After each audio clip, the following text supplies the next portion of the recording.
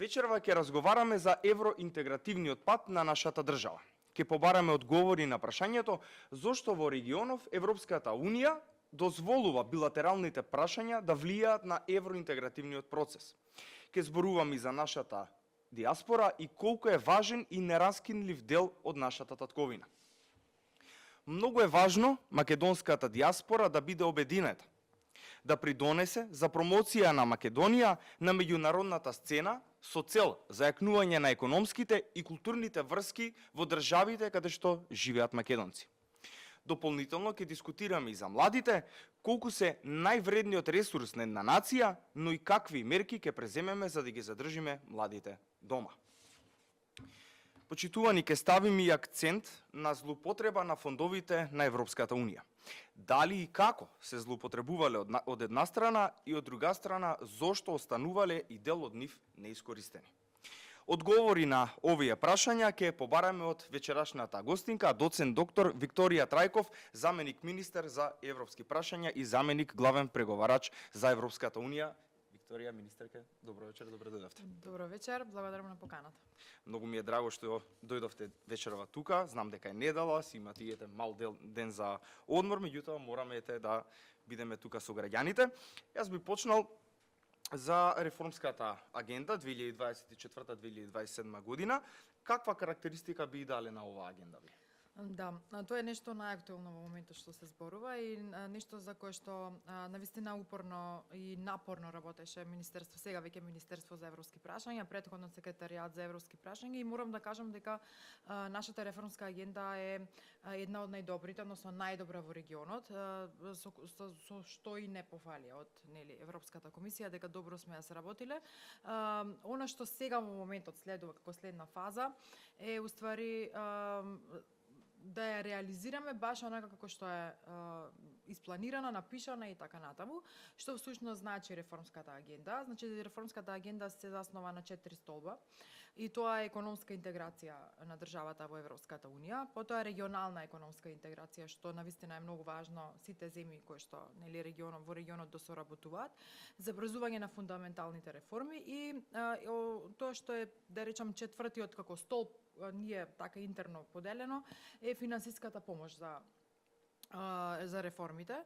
Затоа се вика реформска агенда, помош за кој што заедно со Европската Унија ќе спроведеме одредени реформи во нашата држава, така е поупростено кажано.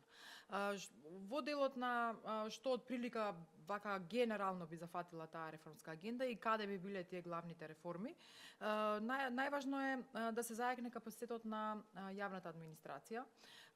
Постојано се зборува кај нас дека е превработено и така натаму, меѓутоа кога почнуваме да бараме баш експерти од одредени области кои што треба да ни помогнат во дадени реформи, верувајте ми дека немаме. Тоа не значи дека повторно треба да се вработува како што било пракса во минатото и нема така да биде.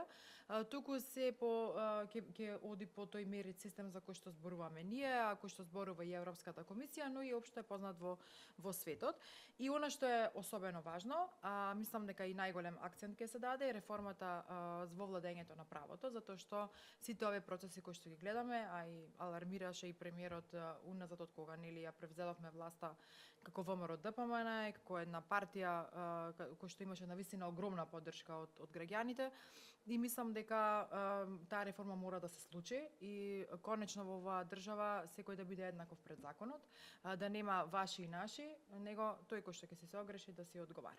Така што тоа е некако нешто за кое што навистина е многу важно да се каже дека ќе биде дел од реформската агенда, но и еден процес кој што е многу важен е дигитализацијата на да речам прво администрацијата, па сите останати државни процеси. Затоа и ние претходно и во нашата програма како партија предложивме да имаме смена на структурата, да направиме Министерство за дигитално општество, каде што навистина ќе го води млад човек кој што ќе ги знае трендовите, не дека овие постариве нема да ги знаат трендовите како киде се учи, меѓутоа младите некако по дефолт им иде да знаат што е она актуелно.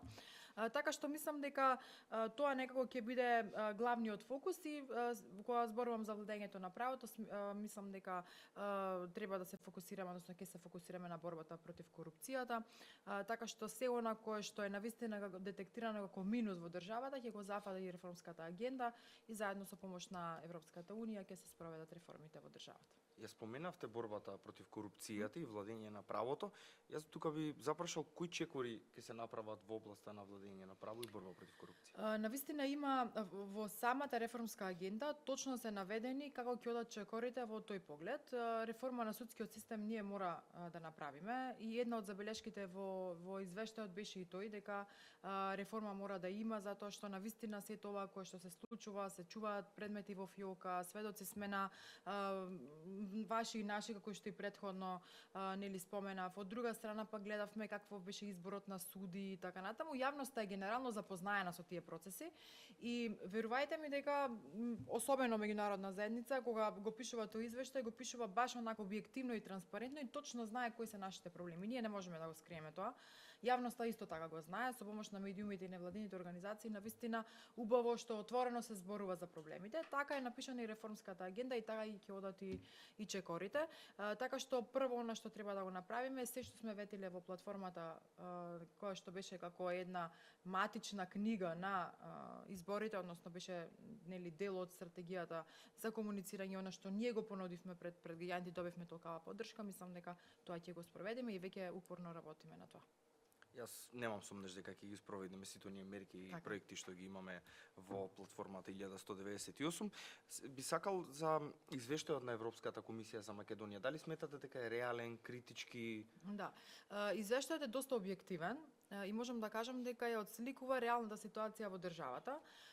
Тоа е сакам да кажам дека опфаќа 3 влади и тоа владата на претходните на СДСМ и на ДУИ, техничката влада и многу ситни денови, број на денови од нашата, скоро и незначителни. Така што многу е важно што се детектирани баш реалните суштинските проблеми, а нас ни дава една навигација како да се однесуваме во иднина. И мислам дека тука ќе успееме многу.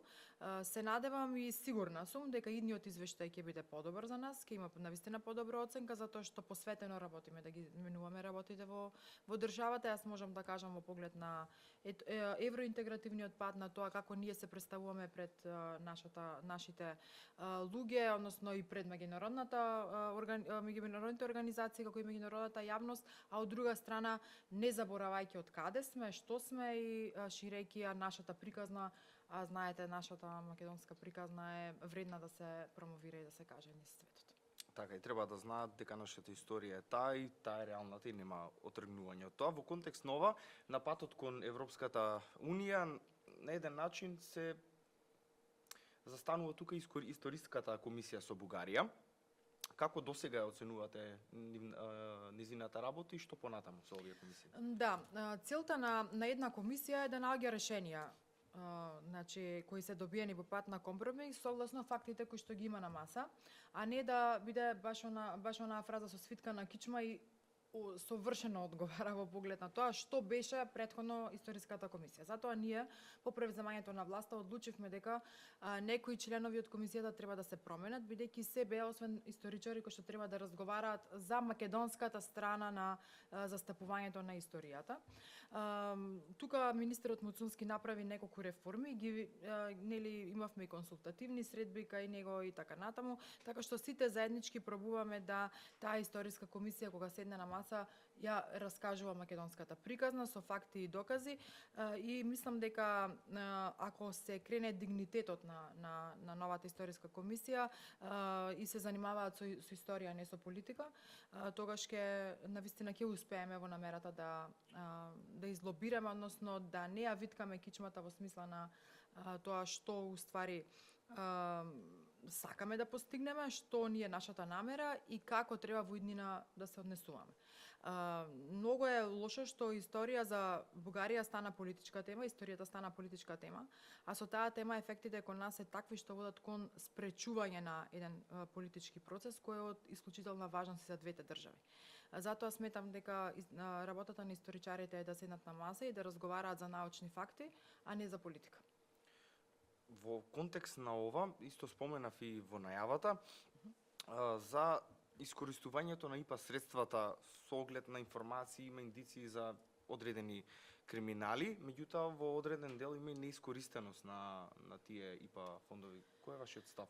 Да, така е. Тоа е нешто за кое што ние веднаш по превземањето на Министерството за европски прашања, верувајте ми дека веднаш го видовме. Еве сега една вака накратко ќе се обидам да ви објаснам како изгледаше првиот мој работен ден, исто и на министерот Муртезани. Мислам дека не е нешто што поразлично и он го увидел и сме го детектирале во самото министерство. Прво бевме пренатрупани и блокиран систем за регистрација на реформи, на проекти. А за да го добиеш проектот од Европска комисија или да конкурираш за некој проект во Европска комисија и да искористиш пари од нивните фондови, прво регистрацијата треба да ја донесеш кај нас. Тоа значи еден документ на кој што ние викаме да, Валентин со неговата невладина организација, пример може да добие проектот е супер и ги задоволува критериумите кои што ги распишала Европската комисија. Со тоа првиот аларм ни беше дека дечки овде се случувало нешто овие 2 години, чиме вака пренатрупано, блокиран е системот, луѓе во сите невладини организации не можеле да дојдат до конкурирање на било каков проект кој што е финансиран од Европската унија. Првата работа е таа, втората работа е да не ви кажувам какви интерни злоупотреби имало во системот на владење. Не сум јас таа кој што треба тоа да го каже и затоа покренавме иницијатива државниот ревизор да си направи ревизија во самата институција. Чекаме на ред пошто во сите институции ни треба ревизорот веројатно. Така што мислам дека има навистина индиции за многу злоупотреби и искрено се надевам дека секој некој што се огрешил пред законот ќе одговара. Мора да добие државата една одговорност, бидејќи и граѓаните сами го бараат тоа веќе неколку години уназад, а баш таа правда и правна држава им беше на минатата власт мото, меѓутоа ништо не доби од тоа. Не ти одговорив, извини за неискористеноста. Да, ние до крајот на годината од прилика 122 милиони евра треба да вратиме на Европската комисија како средства кои што не сме ги искористиле во ИПА, како ИПА средства за државата, што е навистина една голема бројка и сега кога ги враќаш они добиваат сигнал дека нас тие пари не ни требаат, што значи дека може и нареден буџет да се речат па добро, тие 122 милиони евра ќе ги насочиме на некоја друга држава од Западен Балкан, што навистина не даваме сериозен сигнал на една таква институција која што се нуди да ни понуди. И сметам дека доколку се искористат сите капацитети, ние навистина како држава можеме да бидеме конкурентни и во искористеноста на ИПА фондовите, кои што се навистина многу значаен дел особено за инфраструктурни проекти. Точно и навистина кога некој ви дава помош, треба да секој момент да се искористи, особено Европската унија. Меѓутоа, исто така напоменавте во одговор на минатите прашања за судиите за јавните обвинители. Каков е планот за реформата, бидејќи знаеме дека достигне на најниска доверба во Македонија, нешто помалку од 2%? Во последниот период може и помалку од 2%. Видете, значи и премиерот имаше неколку пати даден одговор на ова прашање. Сметам дека имаме точно јасен план како треба сето тоа да изгледа. За мене праведно судство е, како што кажав и на почетокот на ова интервју, дека не смееме да имаме поделеност, апсолутно недозволиво е никаде во светот да се чуваат фиоки во фиока да се чуваат предмети. Од друга страна недозволивост е да ги фаќа стомачен вирус судиите кога ќе треба да пресудат или да присуствуваат на одредена судска расправа, што навистина е симптоматично и дегутантно. И тоа е нешто за кое што навистина секој еден од нас треба да се запраша што се случувало сите овие години во оваа земја. Така што мислам дека е крајно време да ставиме пресек и да продолжиме напред, ама да продолжиме како што треба, затоа што мислам дека ова е наша последна шанса да ја оправиме државата. Искрено како млада генерација, како мајка на 2 деца, кои што планирам да живеат во оваа држава, сметам дека навистина сега имаме историска шанса да ги менуваме работите, а ВМРО ДПМН како политичка партија, премиерот и сите останати министри и така натаму и сите оние кои што учествуваа и добија поддршка од народот, навистина имаме конкретен план и визија како сето тоа ќе го реализира. кога напоменавте и мајка на две дечиња, тука би ги поврзал и младите некако. На кој начин ќе се интегрираат младите во процесот на интеграција на Македонија во Европската унија? Младите имаат клучна улога во евроинтеграцијскиот процес затоа што од тука се креираат политиките и затоа е многу важно и тоа е нашиот план во секоја една расправа да бидат вклучени младите затоа што пак како што кажав и на почетокот многу е важно да го слушнеме нивниот глас, став и мислење, колку и да сме генерацијски разлики или да имаме разлики или да сме блиски, повторно визијата на младите е навистина многу понапред од генерациите кои што нели сега се стигнати во годините да треба да бидат професори или така натаму одредени луѓе кои што имаат некаква одговорна функција. Така што младите и невладиниот сектор ни се навистина многу важни и мислам дека во цел овој процес за реформската агенда ќе бидат вклучени како дел од расправи, тркализни маси и така натаму.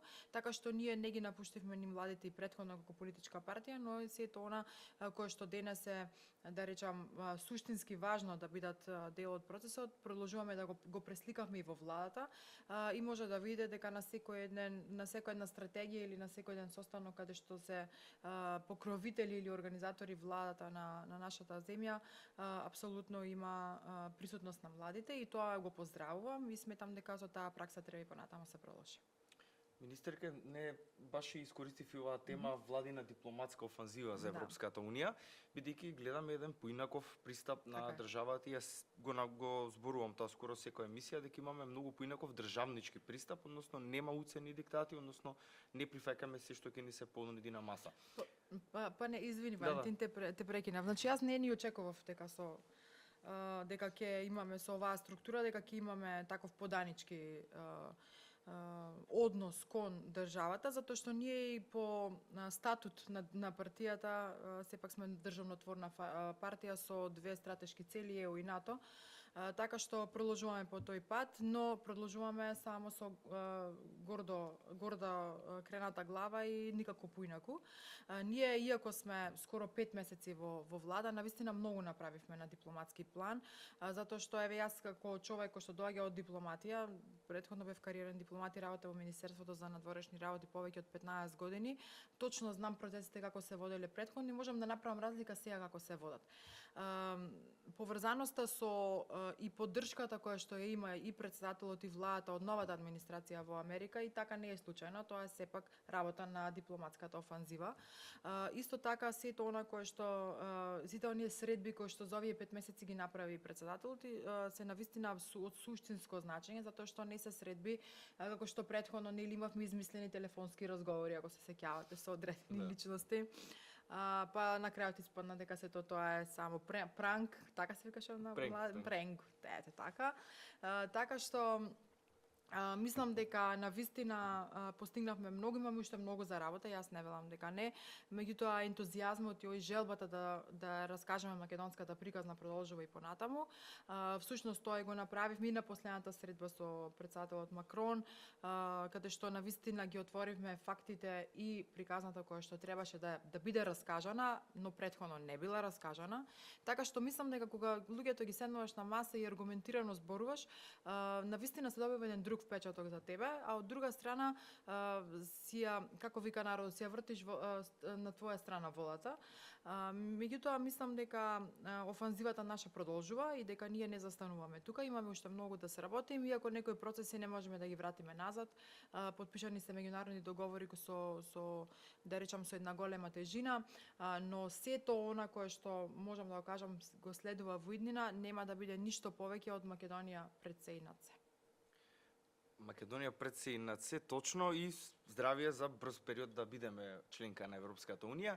Како за крај, јас малку сега би пак е политика, меѓутоа едно поинакво прашање од друга страна, како е да се биде жена во политика и како се соочувате, бидејќи сведоци бевме, имаше доста говор на омраза на социјалните мрежи, како се справувате со сето ова што се случува?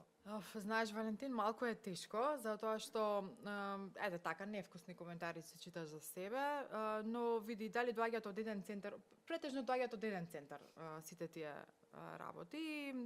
кога ќе видиш дека некој со никнейм, односно со не знам, некако си Безреално име. безреално име потпишан, сваќаш дека неговата големина под наводници кажано како човек е толку многу мала што не ни вреди да обрнуваш внимание, но ајде сега вака да видиме што тоа значи врз жените. Ајде, јас можеби сум еден карактер, другите жени кои што се вклучени во политика се повеќе или помалку може појаки или послаби на карактер, е навистина лошо и невкусно, меѓутоа знаеш што тоа па некако ми дава повеќе сила да работам и ја ќе работам и за тие што ме навредуваат. Така што нека се живи и здрави, нека проложат. Мојата цел е Македонија да биде едно подобро место за живење, како и на 99 може и 100% од владините функционери, на се она кое што ние го добивме како поддршка од македонскиот народ, не смееме да го изневериме, така што мислам дека нашата траекторија е веќе нацртана и ние се водиме во тоа да нели обновиме Македонија така како што ветивме и со гордо крената глава и таа да ни биде пред се и над се. Министерка, јас ви благодарам за ова ваше Благодарам многу. вечерашно гостување. За крај би сакал само еден поздрав до гледачите од ваша страна, па јас ќе си ја затворам емисијата. Прво посакувам многу успешни вакви проекти. Многу се радувам што млади луѓе продолжувате со негде каде што ние како генерација претходно сме застанале. Од друга страна имате мојата поддршка и сакам на сите млади во Македонија да му препорачам дека друго место и алтернативно место за живење нема. Сепак тука сме дома и мислам дека најубаво е дома и треба се да направиме за оваа дома да биде убаво место за живење за сите. Ви благодарам уште еднаш. Благодарам на вас. Почитувани гледачи, ви благодарам и вас на гледаноста. Ние сме тука за вас, постоиме за вас и ќе работиме да бидеме поинтересни, да не гледате и да не следите, бидејќи начнуваме доста теми кои што се од големо значење за граѓаните на Република Македонија. Ви благодарам уште еднаш за оваа гледаност на оваа вечерашна емисија и ние се гледаме повторно веќе во среда со нов владин лик во 20 часот на Facebook и YouTube каналите на ВМРО ДПМН. Поздрав и секое добро.